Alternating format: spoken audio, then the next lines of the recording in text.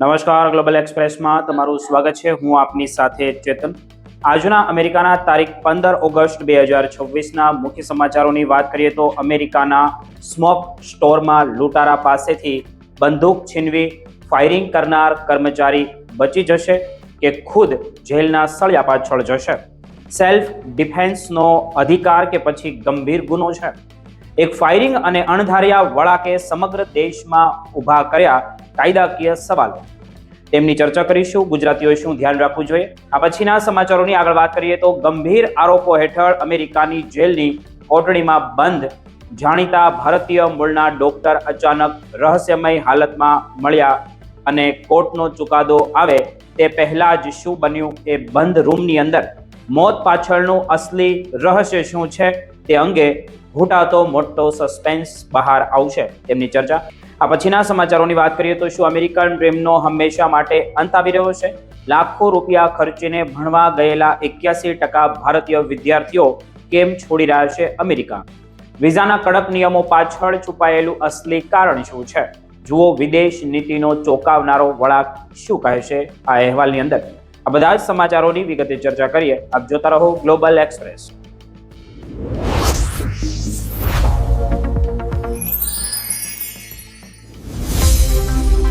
અમેરિકામાં રહેતા ગુજરાતીઓ ખાસ ધ્યાનથી સાંભળે. કલ્પના કરો કે તમે તમારી દુકાનમાં બેઠા છો ને અચાનક જ માસ્ક પહેરેલો એક શખ્સ હાથમાં બંદૂક લઈને તમારી સામે ઊભો થઈ જાય અને પૈસા માંગવા લાગે. આવી સ્થિતિમાં જીવ બચાવવા માટે બંદૂક છીનવીને ફાયરિંગ કરો તો શું અમેરિકાના કાયદા પ્રમાણે તમે બચી શકો કે પછી તમારી સામે કોઈ કેસ થઈ શકે છે? સાઉથ કેરોલિનાના ફોરેન્સમાંથી આવેલી ચોંકાવનારી ઘટના આ સવાલને ફરી ચર્ચામાં લાવી છે. 12 ઓગસ્ટની રાત્રે વુડ જોન્સ બુલવર્ડ પર આવેલા સ્મોકર્સ ટાઉન સ્મોક સ્ટોરમાં એક શખ્સ માસ્ક અને ગ્લોવ્સ પહેરીને હેન્ડલ સાથે ઘૂસી આવ્યો હતો.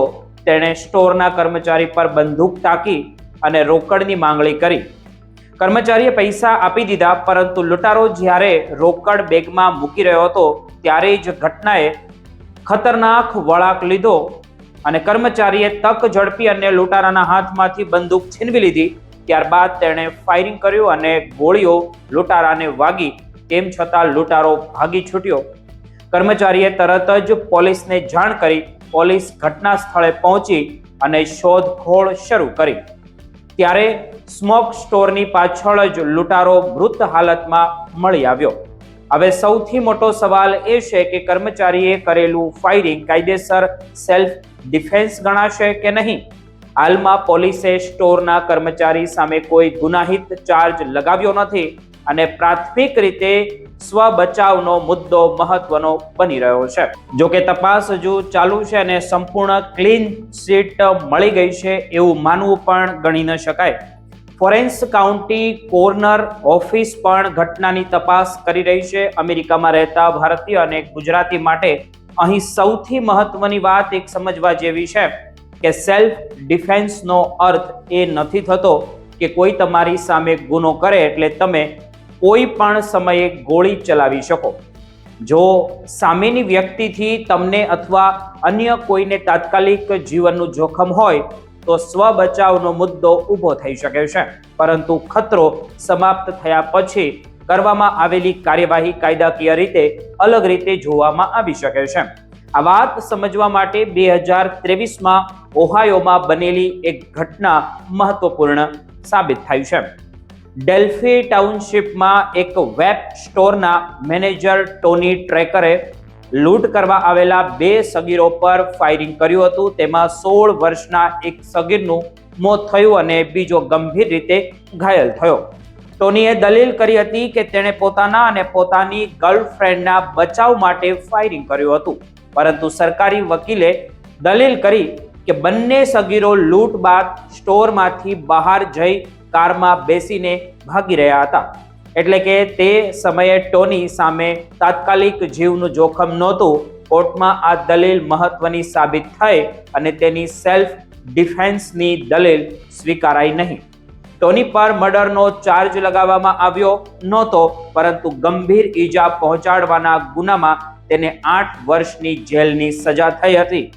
એટલે જે ફોરેન્સ અને ઓહાયોની બંને ઘટનાઓ એક મહત્વનો સંદેશ ગુજરાતીઓને આપે છે કે અમેરિકામાં પોતાનો બચાવનો અધિકાર તો છે, પરંતુ બંદૂકનો ઉપયોગ ક્યારે અને કઈ પરિસ્થિતિમાં થયો તે ખૂબ મહત્વનું છે. ખાસ કરીને દુકાન, gas station, smoke shop, liquor store, restaurant કે અન્ય બિઝનેસમાં કામ કરતા આપણા ગુજરાતી લોકો માટે આ એક મહત્વપૂર્ણ ચેતવણી પણ છે કે ફોરેન્સમાં કર્મચારીઓ એ ખરેખર પોતાના જીવના જોખમને કારણે ફાયરિંગ કર્યું હતું કે નહીં તેનો જવાબ તપાસ પૂર્ણ થયા બાદ જ એ સ્પષ્ટ થશે. પરંતુ એક વાત તો ચોક્કસ છે કે અમેરિકામાં ગન અને સેલ્ફ ડિફેન્સના કાયદા ગંભીર છે અને 1 સેકન્ડનો નિર્ણય આખી જિંદગી બદલી શકે છે. તેથી આવી પરિસ્થિતિમાં પોતાની સુરક્ષા સાથે કાયદાકીય મર્યાદાઓ સમજવી પણ એટલી જ જરૂરી છે.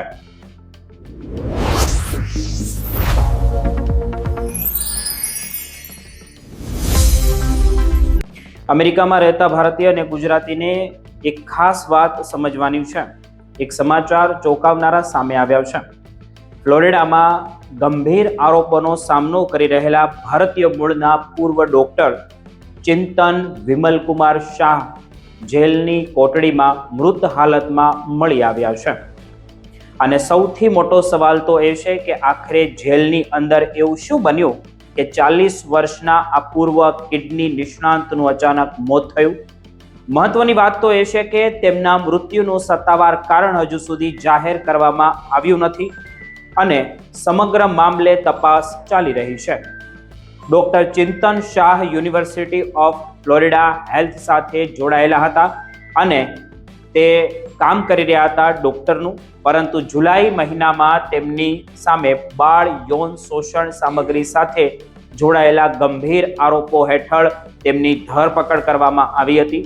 તપાસ અધિકારીઓના જણાવ્યા પ્રમાણે આ કેસની શરૂઆત એક સાયબર ટીપથી થઈ હતી, જેમાં શોષણ દર્શાવતો વિડીયો અને ઓનલાઈન શેર થતો હોવાથી માહિતી સામે આવી હતી. તપાસ દરમિયાન IP એડ્રેસ અને અન્ય ડિજિટલ પુરાવાઓના આધારે તપાસ ડોક્ટર શાહ સુધી પહોંચી હોવાનું પણ કહેવામાં આવી રહ્યું હતું. 8 જુલાઈના રોજ તેમના ન્યુબેરી સ્થિત ઘરમાં સર્ચ વોરંટ હેઠળ તપાસ કરવામાં આવી અને ઇલેક્ટ્રોનિક ડિવાઇસ જપ્ત કરવામાં આવ્યા હતા. ત્યારબાદ તપાસમાં વધુ ફાઇલો મળી હોવાનો પોલીસનો દાવો પણ છે અને ડોક્ટર શાહ સામે 50થી વધુ ગુનાહિત આરોપો લગાવવામાં આવ્યા હતા. તપાસમાં AI એટલે કે આર્ટિફિશિયલ ઇન્ટેલિજન્સનો ઉપયોગ કરીને જાતીય સામગ્રી તૈયાર કરવાનો આરોપ પણ તેમની સામે આવ્યો હતો.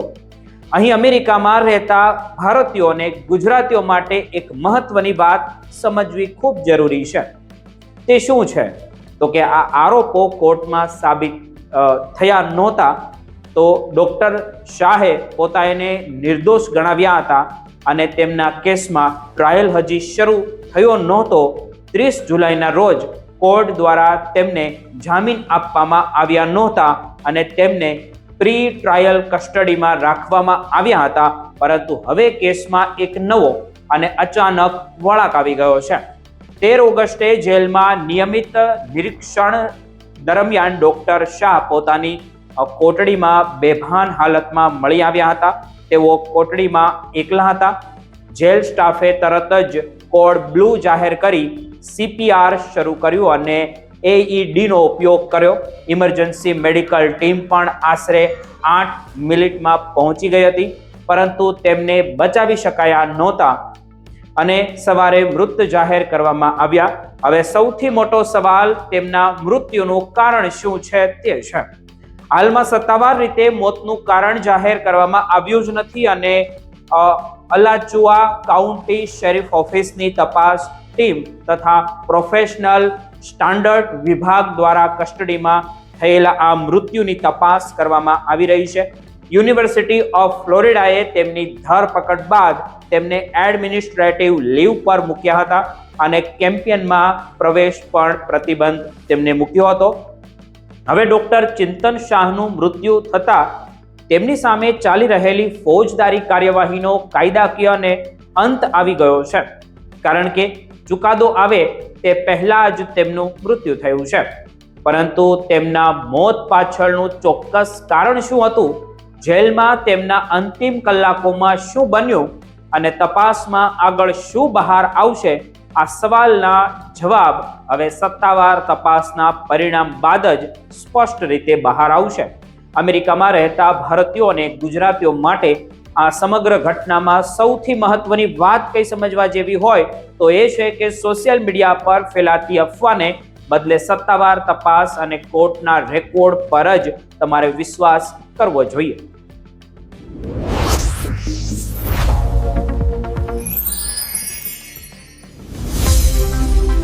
અમેરિકામાં ભણવા જવાનું સપનું જોતા ભારતીય અને ખાસ કરીને ગુજરાતી વિદ્યાર્થીઓ માટે આ સમાચાર ખરેખર આંખ ખોલી નાખે તેવા છે, કારણ કે હવે અમેરિકન ડ્રીમનો અર્થ જ બદલાઈ રહ્યો છે. એક સમય હતો જ્યારે વિદ્યાર્થી અમેરિકામાં જાય એટલે ડિગ્રી પછી ઓપીટી પછી H1B અને ત્યારબાદ ગ્રીન કાર્ડને લઈને કાયમ માટે અમેરિકામાં સ્થાયી થવાનું સપનું જોતો હતો. પરંતુ હવે સામે આવી રહેલા એક નવા સર્વેના તારણો એવું બતાવી રહ્યા છે કે ભારતીય વિદ્યાર્થીઓની વિચારસરણીમાં મોટો ફેરફાર થઈ રહ્યો છે. હવે એ ફેરફાર શું છે તે સમજવું ખૂબ જરૂરી છે. ઓક્સફોર્ડના જે international student global mobility index મુજબ વિદેશમાં અભ્યાસ કરતા લગભગ 81% ભારતીય વિદ્યાર્થીઓ શિક્ષણ પૂર્ણ થયા બાદ ભારત પાછા ફરવા માંગે છે. એટલે કે હવે સવાલ માત્ર એ નથી રહ્યો કે અમેરિકા જઈને કેવી રીતે કાયમ રહેવું, પરંતુ સવાલ તો એ બની રહ્યો છે કે અમેરિકા જેવી દુનિયાની મોટી અર્થવ્યવસ્થામાંથી શીખીને ભારત પાછા આવીને પોતાની કારકિર્દી કેવી રીતે બનાવવી. અમેરિકામાં રહેતા ભારતીયો અને ગુજરાતીઓ માટે આ બદલાવ જોઈએ તો એક ખાસ મહત્વ ધરાવે છે, કારણ કે છેલ્લા કેટલાક સમયથી આંતરરાષ્ટ્રીય વિદ્યાર્થીઓ માટેનું વાતાવરણ પહેલા જેટલું સરળ હવે રહ્યું નથી. વિઝા પ્રક્રિયામાં કડક ચકાસણી, સોશિયલ મીડિયા તપાસ, ઇમિગ્રેશન સ્કીનિંગ અને કેટલાક વિદ્યાર્થીઓ માટે સ્ટેટસ સંબંધિત મુશ્કેલીઓએ અનિશ્ચિતતા વધારી દીધી છે. બીજી તરફ ગ્રેજ્યુએશન પછી વિદ્યાર્થીઓ માટે સૌથી મહત્વનો રસ્તો ગણાતો એ ઓપીટી અને ત્યારબાદ H1B પણ હવે પહેલા જેટલો સીધો રસ્તો તે રહ્યો નથી. H1B સાથે જોડાયેલા નવા નિયમો અને ફી અંગેના વિવાદોએ પણ વિદ્યાર્થીઓ અને તેમના પરિવારોની અંદર ચિંતાઓ વધારી દીધી છે. હવે ખાસ કરીને અમેરિકાની બહારથી થતી કેટલીક નવી H1B પિટિશન સાથે જોડાયેલી $1 લાખ ફી અંગેની ચર્ચાઓએ સમગ્ર વિશ્વનું ધ્યાન ખેંચ્યું હોય તેવું લાગી રહ્યું છે. આ સ્થિતિમાં ભારતીય વિદ્યાર્થીઓ હવે માત્ર અમેરિકામાં નોકરી મેળવવાની સંભાવના નથી મેળવતા, પરંતુ પોતાના લાંબા ગાળાની કારકિર્દી અને પરિવારના ભવિષ્યને ધ્યાનમાં રાખીને નિર્ણય લઈ રહ્યા છે. અને અહીં સૌથી મહત્વની વાત એ છે કે આ નિર્ણય માત્ર પરિવાર કે એજ્યુકેશન એજન્ટની સલાહ પર લેવામાં આવી રહ્યો નથી. નવી પેઢી પોતે નક્કી કરી રહી છે કે વિદેશની ડિગ્રી, આંતરરાષ્ટ્રીય અનુભવ કે કૌશલ્યનો ઉપયોગ ક્યાં અને કેવી રીતે કરવો. એટલે અમેરિકામાં રહેતા ગુજરાતી પરિવાર જેટલા પણ છે તે માટે આ એક બદલાવ જોઈએ તો એકદમ સમજવા જેવો છે અને તે જરૂરી પણ છે. કદાચ આવનારા સમયમાં અમેરિકન ડ્રીમનો અર્થ માત્ર અમેરિકામાં ઘર ખરીદવું કે પછી સંપત્તિ બનાવી કે ગ્રીન કાર્ડ મેળવવું કે સિટીઝનશીપ મેળવવી તેવું નહીં રહે, પરંતુ વિશ્વની શ્રેષ્ઠ યુનિવર્સિટીમાં ભણીને વૈશ્વિક અનુભવ મેળવીને મજબૂત કૌશલ્ય સાથે ભારત પાછા ફરવું એક નવી સફળતા ગણાશે. અને જો આ ટ્રેન્ડ આગળ પણ ચાલુ રહ્યો તો તેનો સીધો મોટો ફાયદો ભારતને થઈ શકે છે તે નિશ્ચિત છે, કારણ કે વિદેશી શિક્ષણ અને અનુભવ સાથે પાછા ફરનાર હજારો કુશળ યુવાનો ભારતની કંપનીઓ અને સ્ટાર્ટઅપ અને ટેકનોલોજી ક્ષેત્રે નવી ગતિ આપી શકે છે. એટલે ભારતીયો અને ગુજરાતીઓ, અમેરિકાનું સપનું કદાચ ખતમ નથી થઈ રહ્યું, પરંતુ તેનું સ્વરૂપ ચોક્કસપણે અત્યારે હવે જોઈએ તો 2026થી બદલાઈ રહ્યું છે. અને આવનારી પેઢી કદાચ પૂછશે નહીં કે અમેરિકામાં કાયમ કેવી રીતે રહેવું, પરંતુ પૂછશે કે અમેરિકાથી કેટલું શીખીને ભારતના ભવિષ્યને વધુ મજબૂત કેવી રીતે બનાવવું. આ બદલાવની અસર ખાસ કરીને એવા ભારતીય વિદ્યાર્થીઓ ઉપર પડી શકે છે જેઓ લાખો રૂપિયા ખર્ચીને અમેરિકા ભણવા જવાનું આયોજન કરી રહ્યા છે.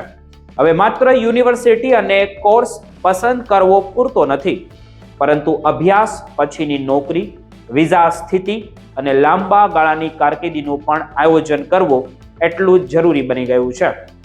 એટલે અમેરિકા જવાનું સપનું જોતા વિદ્યાર્થીઓએ ઉતાવળ કરતા પહેલા બદલાતા નિયમો અને પોતાની કારકિર્દીના વિકલ્પો વિશે સંપૂર્ણ માહિતી મેળવવી વધુ મહત્વપૂર્ણ બની રહેશે.